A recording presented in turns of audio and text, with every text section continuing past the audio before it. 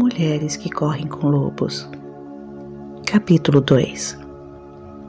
A tocaia ao intruso, o princípio da iniciação, o Barba Azul. No único ser humano existem muitos outros seres, todos com seus próprios valores, motivos e projetos. Algumas tecnologias psicológicas sugerem que prendamos esses seres, que os numeremos, que os classifiquemos, que os forcemos a aceitar o comando até que nos acompanhem como escravos vencidos. Agir assim equivale, no entanto, a impedir a dança das luzes selváticas nos olhos de uma mulher, a proibir os relâmpagos e reprimir toda emissão de centelhas. Em vez de deturpar sua beleza natural, nossa tarefa consiste em criar para todos esses seres uma paisagem selvagem na qual os artistas entre eles possam criar, os amantes amar, os curandeiros curar. Mas o que devemos fazer com esses seres interiores que são completamente loucos e com aqueles que destroem sem pensar? Mesmo a esses deve ser atribuído um lugar, muito embora seja um lugar que os possa conter. Uma entidade em especial, o fugitivo mais traiçoeiro e mais poderoso na psique, exige conscientização e contenção imediatas. E esse é o predador natural. Embora a causa de grande parte do sofrimento humano possa ser atribuída a uma criação negligente, existe também dentro da psique um aspecto contra naturam, inato, uma força voltada contra a natureza. O aspecto contra naturam opõe-se só que for positivo. Ele é contra o desenvolvimento, contra a harmonia e contra o que for selvagem. Trata-se de um antagonista debochado e assassino que nasce dentro de nós, e mesmo com a aviação parental mais cuidadosa, sua única função é a de tentar transformar todas as encruzilhadas em ruas sem saída. Esse potentado predatório aparece de vez em quando nos sonhos das mulheres. Ele irrompe no meio dos planos da alma mais significativos e profundos. Ele isola a mulher da sua natureza intuitiva. Quando termina seu trabalho destrutivo, ele deixa a mulher com os sentimentos entorpecidos, sentindo-se frágil para seguir adiante na vida. Suas ideias e seus sonhos jazem a seus pés, esgotados de qualquer animação. A história do Barba Azul trata dessa questão. Na América do Norte, as versões mais conhecidas do Barba Azul são a francesa e a alemã. Eu, porém, prefiro essa antiga versão na qual a francesa e a eslava estão difundidas. Ela é parecida com a que me foi passada por minha tia Kate, que vivia em Sisbrac, perto de Dombovar, na Hungria. Entre aquele grupo de contadoras rurais, a história do Barba Azul começa com uma piada acerca de alguém que conhecia alguém que havia visto a prova medonha da derrocada do Barba Azul. E assim começamos. Existe uma mecha de barba que fica guardada no convento das Freiras Brancas, nas montanhas distantes. Como chegou até o convento, ninguém sabe. Uns dizem que foram as freiras que enterraram o que sobrou do seu corpo, já que ninguém mais se dispunha a nele tocar. Desconhece-se o motivo pelo qual as freiras iriam guardar uma relíquia dessa natureza, mas é verdade. Uma amiga de uma amiga minha viu com seus próprios olhos. Ela diz que a barba é azul, da cor do índigo para ser exata, tão azul quanto o gelo escuro no lago, tão azul quanto a sombra de um buraco à noite. Essa barba pertenceu um dia a alguém que quem se dizia ser um mágico fracassado. um homem gigantesco com uma queda pelas mulheres, um homem conhecido pelo nome de Barba Azul. Dizia-se que ele cortejava 3 irmãs ao mesmo tempo. As moças tinham, porém, pavor de sua barba, com que aquele estranho reflexo azul, e por isso se escondiam quando ele chamava. Num esforço para convencê-las da sua cordialidade, ele as convidou para um passeio na floresta. Chegou conduzindo cavalos enfeitados com sinos e fitas cor de carmim. Acomodou as irmãs e a mãe nos cavalos e partiram a meio galope floresta dentro. Lá passaram um dia maravilhoso, cavalgando, e seus cães corriam a seu lado e à sua frente. Mais tarde, pararam debaixo de uma árvore gigantesca e o Barba Azul as regalou com histórias e lhes serviu guloseimas. Bem, talvez esse Barba Azul não seja um homem tão mau assim, começaram a pensar as irmãs. Voltaram para casa tagarelando sobre como o dia havia sido interessante e como haviam se divertido. Mesmo assim, as suspeitas e temores das 2 irmãs mais velhas voltaram e elas juraram que não veriam o Barba Azul de novo. A irmã mais nova, no entanto, achou que se um homem podia ser tão encantador, talvez ele não seria tão mau. Quanto mais ela falava consigo mesma, menos assustador ele lhe parecia, e sua barba também parecia ser menos azul. Portanto, quando o Barba Azul pediu sua mão em casamento, ela aceitou. Ela havia refletido muito sobre a sua proposta e concluído que ia se casar com um homem muito distinto. Foi assim que se casaram e, em seguida, partiram para o castelo no bosque. Vou precisar viajar algum tempo, disse ele um dia à mulher. Convide sua família para vir aqui se quiser. Você pode cavalgar nos bosques, mandar os cozinheiros prepararem um banquete, pode fazer o que quiser, qualquer desejo que seu coração tenha. Para você ver, tome minhas chaves. Pode abrir todas e qualquer porta das despensas, dos cofres, qualquer porta do castelo.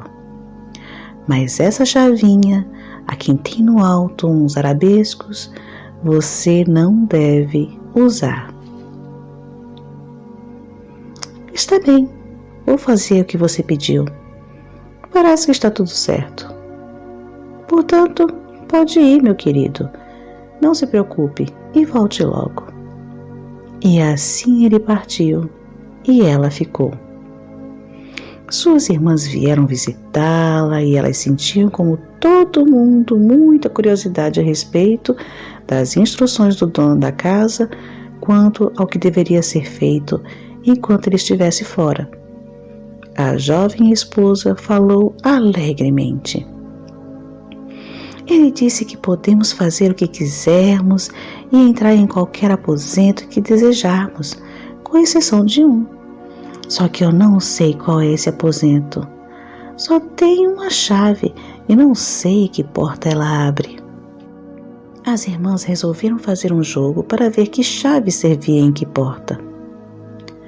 O castelo tinha 3 andares, com 100 portas em cada ala. E como havia muitas chaves no chaveiro, elas iam de porta em porta, divertindo-se imensamente ao abrir cada uma delas. Atrás de uma porta havia uma despensa para mantimentos, atrás de outra um depósito de dinheiro. Todos os tipos de bens estavam atrás das portas. E tudo parecia maravilhoso o tempo todo.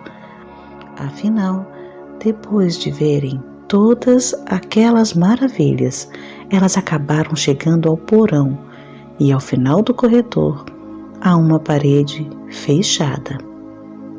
Ficaram intrigadas com a última chave, a que tinha o pequeno arabesco. talvez essa chave não sirva para abrir nada. Enquanto diziam isso, ouviram um ruído estranho. Deram uma espiada na esquina do corredor e, que surpresa! Havia uma pequena porta que acabava de se fechar.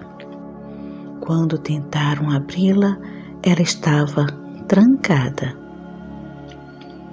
Irmã, traga sua chave, gritou uma delas.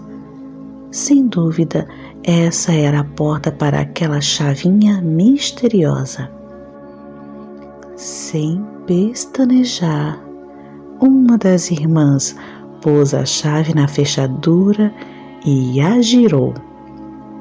O trinco rangiu. A porta abriu-se. Mas lá dentro estava tão escuro que nada se via. Irmã, traga uma vela. Uma vela foi acesa e mantida no alto um pouco para dentro do aposento. E as 3 mulheres gritaram ao mesmo tempo, porque no quarto havia uma enorme poça de sangue.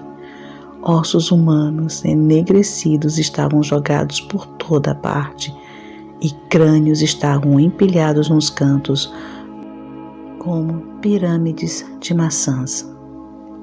Elas fecharam a porta com violência, arrancaram a chave da fechadura e se apoiaram umas nas outras, arquejantes, com o peito arfando. Meu Deus!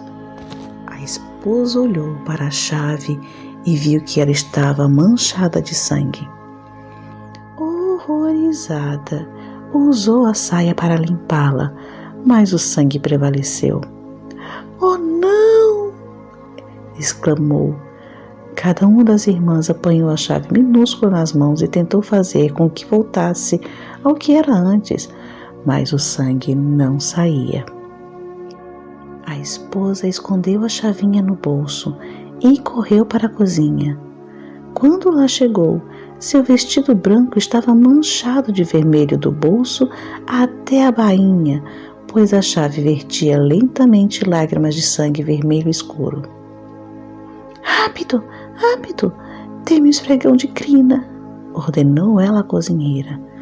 Esfregou a chave com vigor, mas nada conseguia deter seu sangramento. Da chave minúscula transpirava uma gota após a outra de sangue vermelho.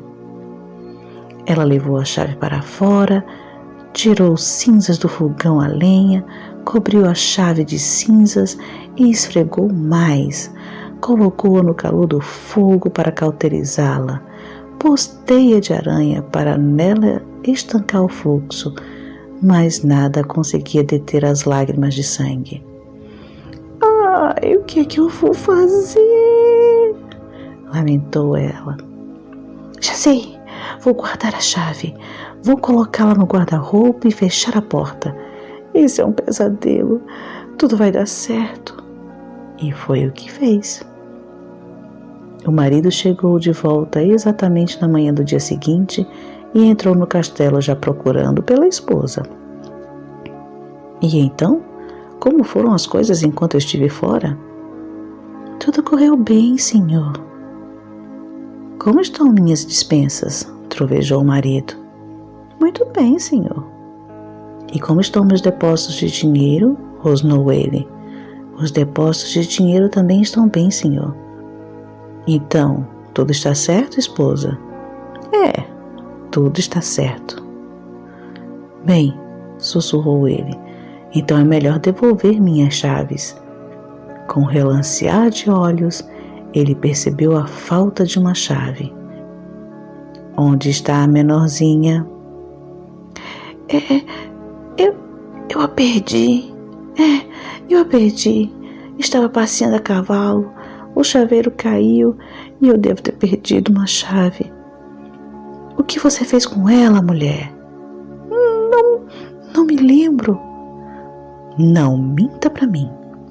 Diga-me o que fez com aquela chave. Ele tocou seu rosto como se fosse lhe fazer um carinho, mas em vez disso, a segurou pelos cabelos. Sua traidora! Você entrou naquele quarto, não entrou? Ele abriu o guarda-roupa com brutalidade e a pequena chave na prateleira de cima havia sangrado, manchado de vermelho todos os belos vestidos de seda que estavam pendurados. Chegou a sua vez, minha querida, berrou ele, arrastando-a pelo corredor e pelo porão adentro, até pararem diante da terrível porta. O Barba Azul apenas olhou para a porta com seus olhos enfurecidos e ela se abriu para ele. Ali jaziam os esqueletos de todas as suas esposas anteriores. Vai ser agora! Rugiu ele, mas ela se agarrou ao batente da porta sem largar, implorando por clemência. Por favor, permita que eu me acalme e me prepare para a morte. Conceda 15 minutos antes de me tirar a vida, para que eu possa me reconciliar com Deus. Está bem, rosnou ele. Você tem seus 15 minutos, mas prepare-se.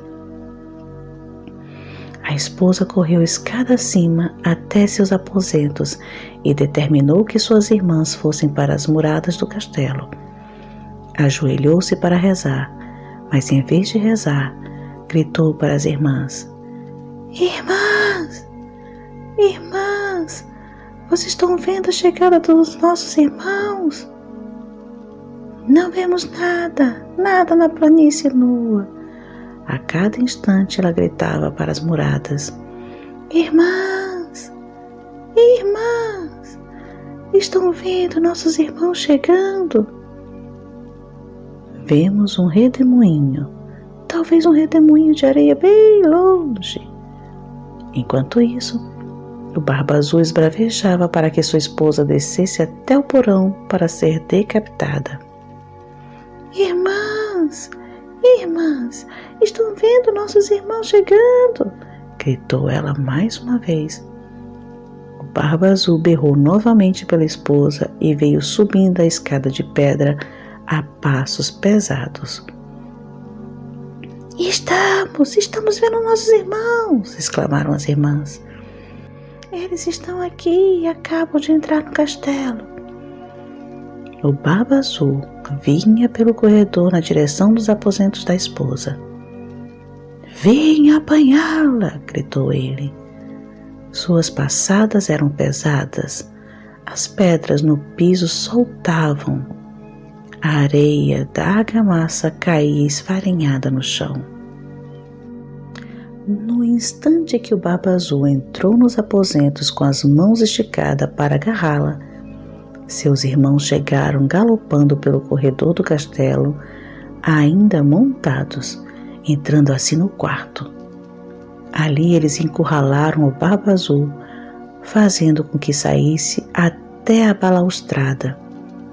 E ali mesmo, com suas espadas, avançaram contra ele, golpeando e cortando, fustigando e retalhando até derrubá-lo ao chão, matando-o afinal e deixando para os abutres o que sobrou dele. O predador natural da psique. O desenvolvimento de uma relação com a natureza selvagem é uma parte essencial da individuação da mulher. Para que isso possa se realizar, a mulher precisa penetrar nas trevas, mas ao mesmo tempo não pode cair irreparavelmente numa armadilha, ser capturada ou morta seja no caminho de ida, seja no caminho de volta. A história do Barba Azul fala desse carcereiro, um homem sinistro que habita a psique de todas as mulheres, o predador inato. Ele é uma força específica e indiscutível que precisa ser contida e mantida na memória. Para conter o predador natural da psique, é necessário que as mulheres permaneçam de posse de todos os seus poderes instintivos. Alguns deles são o insight, a intuição, a resistência, a tenacidade no amor, a percepção aguçada, o alcance da sua visão, a audição apurada, os cantos sobre os mortos, a cura intuitiva e o cuidado com seu próprio fogo criativo. Na interpretação psicológica, recorremos a todos os aspectos do conto de fadas para nos ajudar a representar o drama interno à psique de uma única mulher. O Barba Azul simboliza um complexo profundamente recluso que fica espreitando as margens da vida da mulher, observando, à espera de uma oportunidade para atacar. Embora ele possa se apresentar simbolicamente de modo semelhante ou diferente nas psiques masculinas, ele é um inimigo ancestral e contemporâneo dos dois sexos. É difícil compreender totalmente a força do Barba Azul por ser ela inata, ou seja, inerente a todos os seres humanos desde o instante do nascimento e, nesse sentido, não ter origem consciente. No entanto, creio que temos uma pista de como sua natureza se desenvolveu no pré-consciente dos seres humanos, pois na história o Barba Azul é chamado de mágico ou fracassado. Por essa ocupação, ele se relaciona com outros contos de fadas que também retraíam o predador maligno da psique como um mago de aparência bastante normativa, mas imensamente destrutiva. Usando-se essa descrição como um fragmento de arquétipo, podemos compará-la com o que sabemos de feitiçaria fracassada ou de força espiritual fracassada na história dos mitos. O grego Ícaro voou perto demais do sol e suas asas de cera derreteram, lançando-o de volta à terra. O mito do povo Zuni, o menino e a águia, fala de um menino que teria passado a pertencer ao reino das águias, não fosse por ele imaginar que poderia desrespeitar as leis da morte. Enquanto ganhava altitude pelos céus, seu manto de águia emprestado foi arrancado e ele caiu, cumprindo seu triste destino.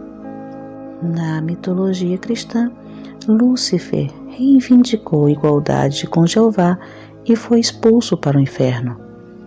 No folclore, há uma série de aprendizes de feiticeiros que ousaram ingenuamente se aventurar além do nível real de seus conhecimentos ou que tentaram transgredir a natureza.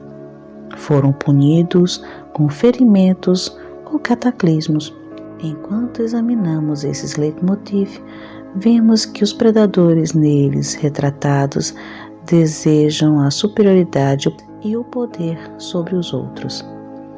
Ele sofre de uma espécie de inflação psicológica pela qual desejam ser mais sublimes do que o inefável, tão importantes quanto ele e iguais a ele. Esse inefável é aquele que, por tradição, distribui e controla as forças misteriosas da natureza, incluindo-se os sistemas da vida e da morte e as leis da natureza humana, e assim por diante. No mito e nas histórias descobrimos que a consequência para a entidade que tente desrespeitar, dobrar ou alterar o modo de operação do inefável é o castigo, seja por ter de suportar uma redução da sua capacidade no universo, do mistério e da mágica, como por exemplo, aprendizes que não têm mais permissão de praticar, ou um exílio solitário longe da terra dos deuses, ou alguma perda semelhante de graça e poder através de dificuldades da fala, de mutilações ou da morte.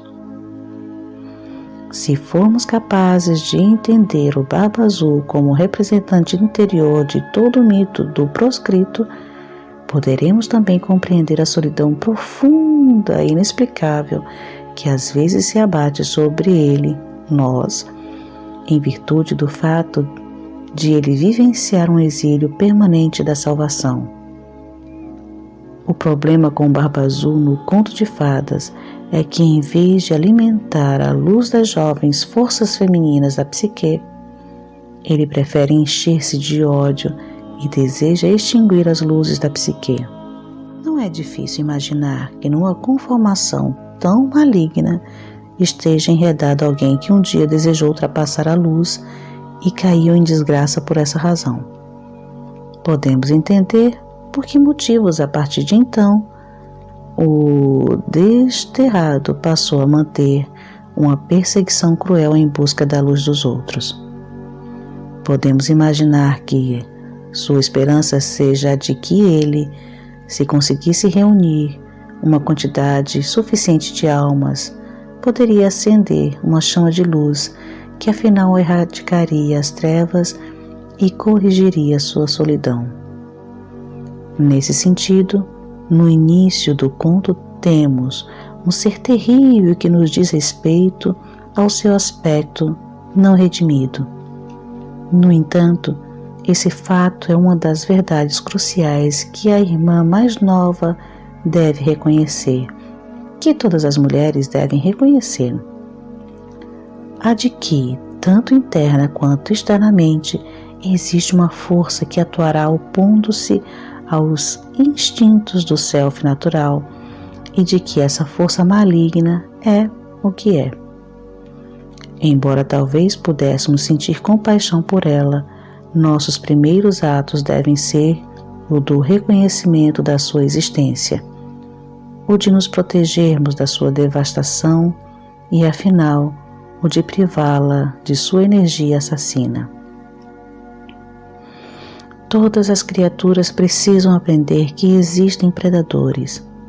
Sem esse conhecimento, a mulher será incapaz de se movimentar com segurança dentro de sua própria floresta sem ser devorada. Compreender o predador significa tornar-se um animal maduro pouco vulnerável à ingenuidade, inexperiência ou insensatez. Como um rastreador sagaz, o Barba Azul percebe que a filha mais nova está interessada nele, ou seja, que se dispõe a ser sua presa. Ele a pede em casamento e, num momento de exuberância juvenil, que é muitas vezes uma mistura de loucura, prazer, felicidade e interesse sexual, ela diz sim. Que mulher não reconhece esse enredo? A mulher ingênua como presa. A irmã mais nova, a menos desenvolvida, cumpre o roteiro tipicamente humano da mulher ingênua. Ela será capturada temporariamente pelos seus próprios inimigos interior.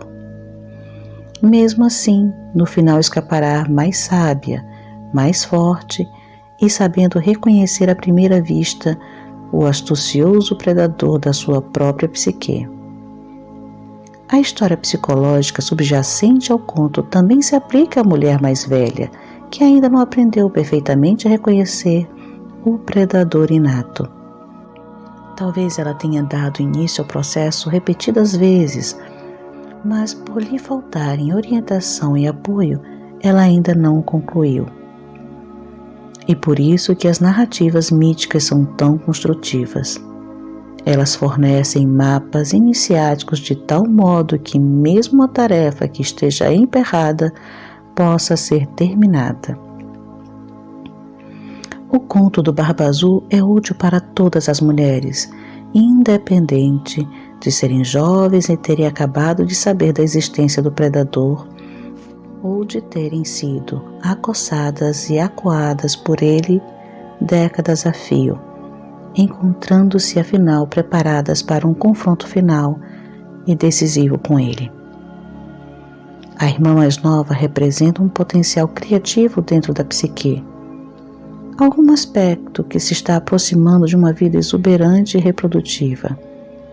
Ocorre, porém, um desvio quando ela concorda em se tornar presa de um homem perverso, em virtude de não estar intactos seus instintos para perceber e tomar outra decisão.